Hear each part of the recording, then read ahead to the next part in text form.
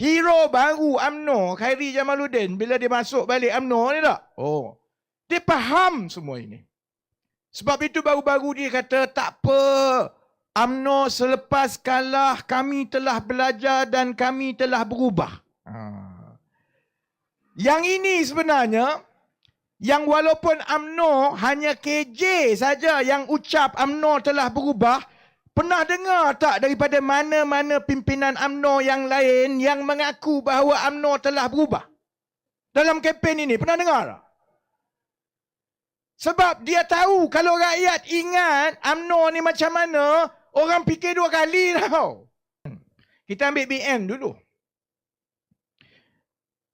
BN sekarang ini yakin mereka akan menang besar. Mungkin keyakinan mereka itu betul lah, ada tempat dia lah. Rakyat dalam kempen ini digula-gulakan dengan rekod BN yang bagus, pentadbiran yang hebat, pertumbuhan ekonomi kalau nak maju semua ni dengan BN semua. Walaupun tadi saudara Joe dah terangkan bahawa sebenarnya rakyat Johor yang paling tertekan. Sebab walaupun pertumbuhan ekonomi itu atas kertas paling bagus, tapi kalau tengok kepada kenaikan kos, Johor paling teruk dalam keadaan gaji paling tak naik.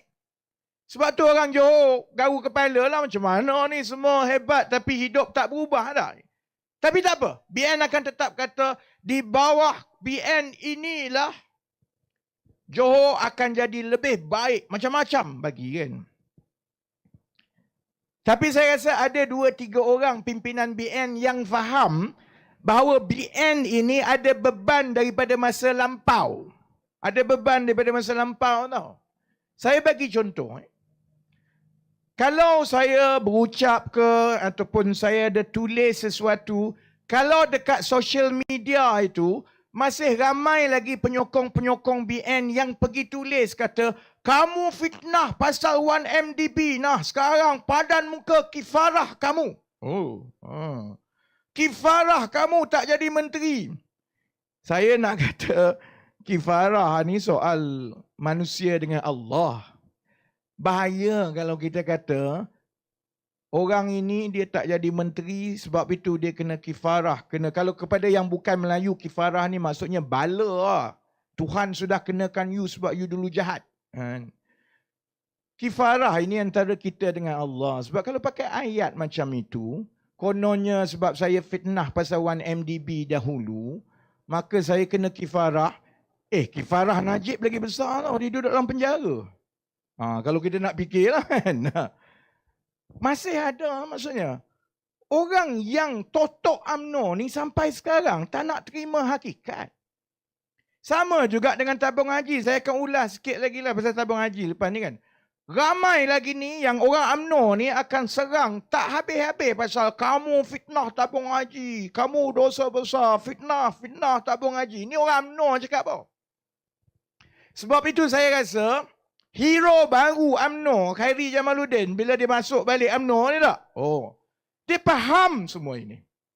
Sebab itu baru-baru dia kata, tak apa, UMNO selepas kalah, kami telah belajar dan kami telah berubah.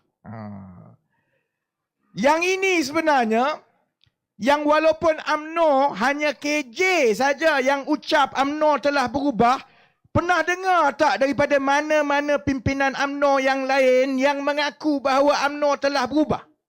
Dalam kempen ini, pernah dengar tak? Sebab dia tahu kalau rakyat ingat UMNO ni macam mana, orang fikir dua kali tau. Tengok contohnya. Saya semalam dekat Gelang Patah kan. Ada pakcik tu dia patah hati. Dia kata dia tak nak keluar mengundi, dia patah hati. Lepas tu dia cerita saya, dalam dia patah hati tu dia cerita macam-macam lah kenapa dia patah hati kan. Lepas tu dia ada cerita tu ada seorang PM yang mengantuk tu, ada seorang PM yang mengantuk, mata dia sempit. Saya kata siapa dia? Pak Lah ke? Oh tak, bukan yang mengantuk. Rupanya dia kata Ismail Sabri. Dia nak cakap, itu datang daripada pakcik yang jual, seorang uncle Cina yang jual mi kari dekat Gelang Patah tau. Dia nak cerita kat saya dalam bahasa Melayu dia struggle sikit. Dia nak cerita, dia kecewa. Macam manalah politik Malaysia ini. Ismail Sabri Yaakob ada 170 juta SPRM susun duit atas meja ni semua. Dia selamba je sekarang pergi kempen macam tak salah tau. Dan dia boleh cakap lagi kepada orang Cina. Dia kata orang Cina sekarang ini telah berubah dan dia yakin orang Cina akan undi BN. Jadi pakcik itu kecil hati.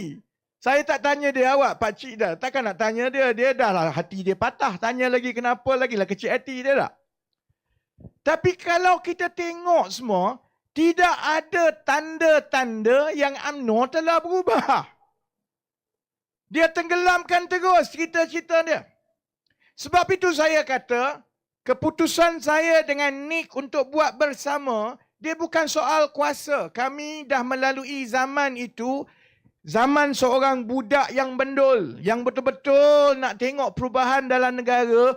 Kita ingat bila bertukar kerajaan, maka keadaan jadi baik.